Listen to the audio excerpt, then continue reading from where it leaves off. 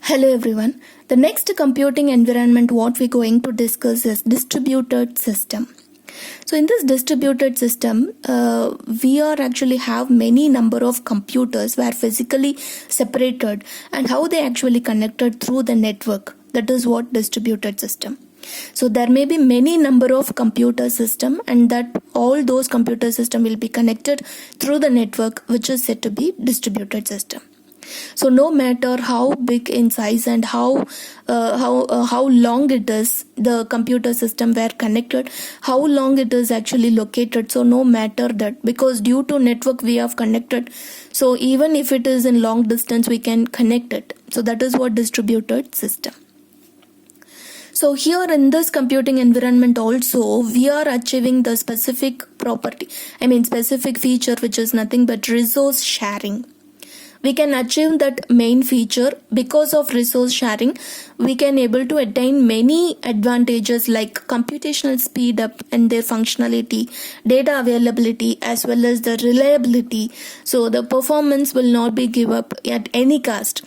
So we can get the performance and we can get the whatever the output we need, expected output you will get. So because of the resource sharing, we are actually getting all these advantages. So this distributed system is purely depends on the network for their functionality. But the network can vary by the protocols or the distance or even the transport media, so whatever it is actually using. The most common network protocol which we are using in distributed computing environment is TCP/IP. So this is the one most common protocol, networking protocol, which we are using in order to provide the network between the computers in distributed environment. So most of the operating system will use this common protocol, networking protocol. So operating system will be connected with the network through the interface device, and its name is nothing but network adapter. So through this interface device driver, so the operating system able to connect with the network. So we have lot of networks that were available, particularly in distributing environment like LAN, MAN, WAN, PAN. So what are all these kinds of network? Local area network, that is what LAN, which means if you want to connect within a building, if you want to connect different computers within a building, then we can go with this LAN. And if you want to connect the computers within a city, within a certain range of distance, then we can go with MAN, that is metropolitan area network.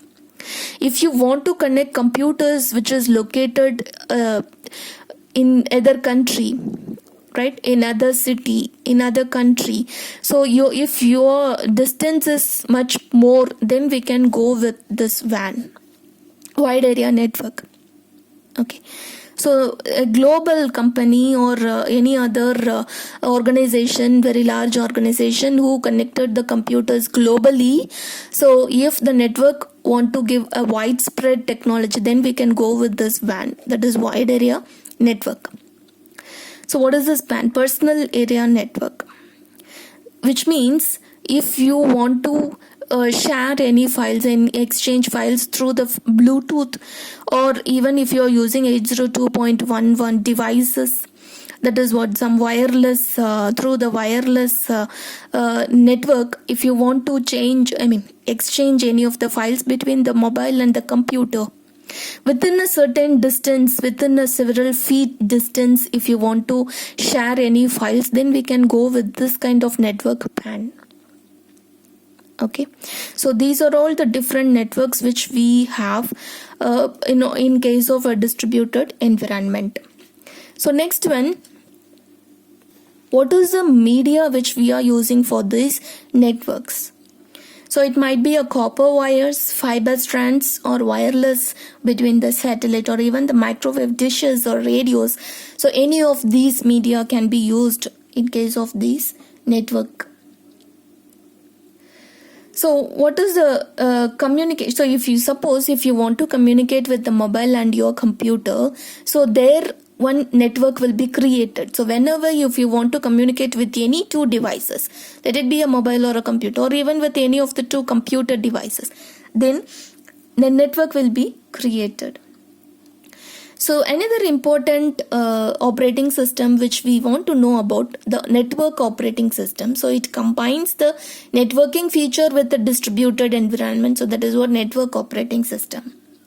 So in this type of system, we have the main feature of this operating system is nothing but file system, and another one is communication scheme. So how the communication scheme takes place, file system, which is nothing but so doing all the file sharing operations, that is what it will do.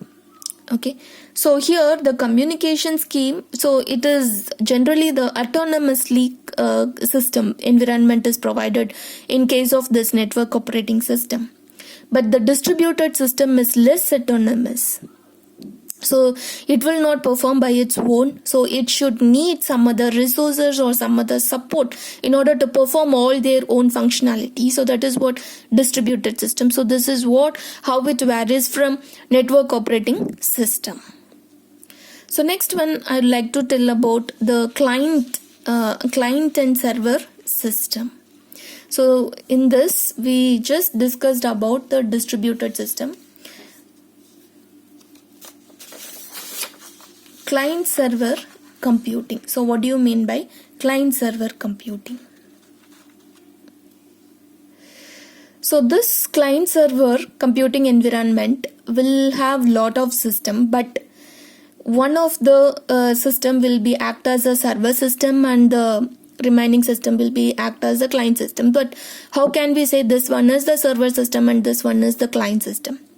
If any system requesting any service which is nothing but a client system, if any system providing the service to the requested system which is nothing but server system. So this is how we differentiate the client and server system, right? So we have the server system, and it is also said to be the specialized distributed system. So before that, I will tell you what is this particularly client server computing environment. So people are shifted away from the centralized system architecture. So which means whatever the terminals we have connected centralized, all those things will be connected through the PC, connected with the PC and even the mobile devices. And what are all the user interface functionality that could be directly handled by the centralized system. So now we are actually handling these user interface functionality by the PC itself or even the mobile devices itself. This is what client server computing, so which we are taking away from the centralized system. So it is also said to be the specialized distributed system, right? And here this server system is broadly categorized into two. So one is compute server and another one is file server. So what do you mean by compute server? Which means it provides the server interface. So it provides actually the interface to the client, whoever sending the request. So whoever needs some service, it is actually providing the interface to that particular client, and it is providing the service for that request, whichever it is actually getting from the client, right? So this is what compute server. Suppose if any of the system, for example, if any of the system wants to access the database, right? So whichever the data he needs, that will be provided by the server system. So this is what requesting some service and providing that particular service to that client, whoever requesting that service. So first it will provide the interface. So this is what the compute server. And the next category is file server. So in this file server, so as the name suggests, it will provide the file system interface.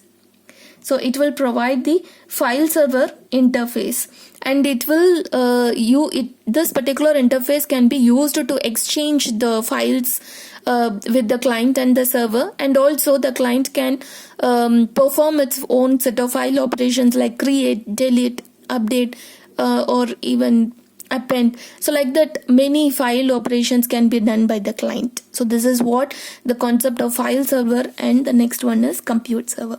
So if you look at this picture, so this is the general structure of the client server architecture.